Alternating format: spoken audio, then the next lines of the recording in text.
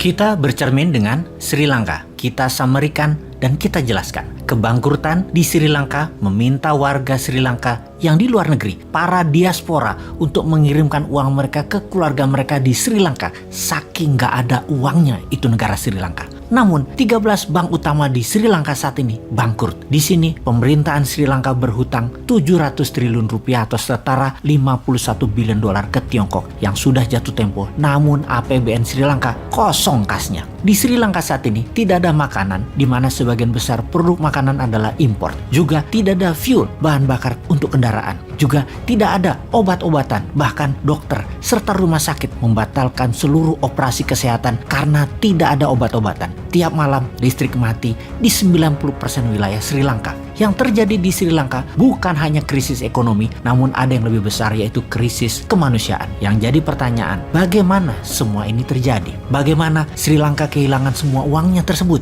Kita akan jelaskan dalam episode kali ini untuk menjadi pelajaran bernegara bagi kita semua. Video kali ini disponsori oleh Dinaran, yang merupakan sistem pembayaran menggunakan emas hingga pecahan 0,01 gram, di mana kalau memerlukan fisiknya bisa diambil di ATM Gold. Saat ini baru 1 unit ATM tersebut, dan di tahun 2022 ini akan menambah 50 unit ATM Gold yang baru di seluruh kota besar di Pulau Jawa dan Bali. Kembali ke Sri Lanka. Pertama ada masalah kebijakan atau government policy. Kemudian ada masalah politik. Dan kemudian ada masalah yang namanya Tiongkok. Akar dari banyak masalah di berbagai negara. Kita mulai dengan kebijakan negara di Sri Lanka. Hasil saat ini adalah buah dari mismanagement yang panjang yang telah dilakukan oleh Sri Lanka, yaitu masalah fundamental. Impor lebih banyak dari ekspor, belanja negara atau spending lebih banyak dari earning atau pendapatan negara. APBN Sri Lanka negatif. Neraca perdagangan defisit karena banyak impor. Anggaran defisit karena kebanyakan belanja spending. Ini juga disebut dengan double debt atau hutang ganda,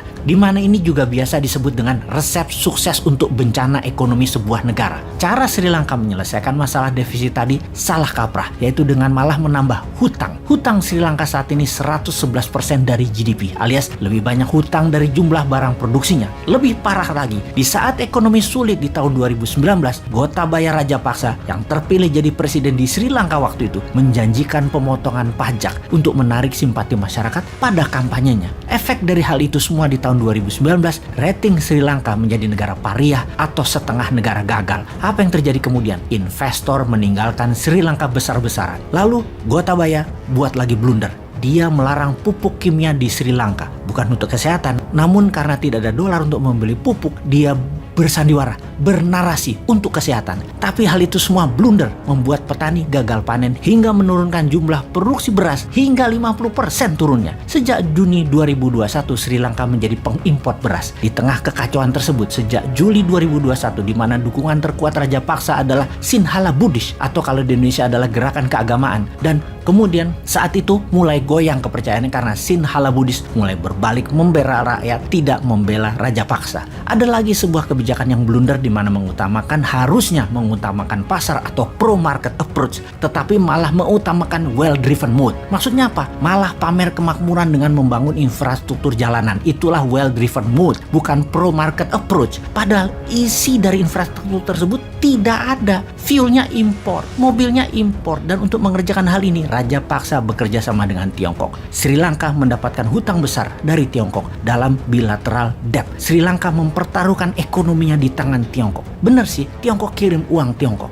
Tiongkok kirim teknologi, Tiongkok kirim SDM, termasuk kirim virus Wuhan. Semua dikirimkan karena sejak awal memang Sri Lanka buruk di dalam pengelolaan keuangan negara, dan ini memang dimaui semua peminjam, mengharapkan yang dipinjamkan tidak bisa kelola uang. Efek virus Wuhan tadi, pariwisata Sri Lanka yang merupakan 13% GDP nasional turun. Di tahun 2020, turis hanya berjumlah 170.000 orang saja dengan pendapatan sekitar 2 billion, di mana di tahun 2019 ke belakang mencapai 2,3 juta turis datang atau senilai 7,5 billion dolar. Agrikultur yang merupakan 8% GDP Sri Sri Lanka turun hingga 4%. Kemudian cari utangan di mana India mengambil peluang tersebut untuk juga melakukan debt trap ke Sri Lanka, menambah beban negara Sri Lanka yang pada akhirnya raja paksa mendevaluasi rupiah Sri Lanka turun 32%. Dan ternyata bukan menambah kekuatan pasar namun membuat turun purchase power, daya beli kekuatan rakyat. Saat ini inflasi di Sri Lanka 30%. Artinya harga makanan sudah naik 30% dalam beberapa bulan ini saja. Harga kelapa misalnya hampir naik 80% dibandingkan tahun 2019.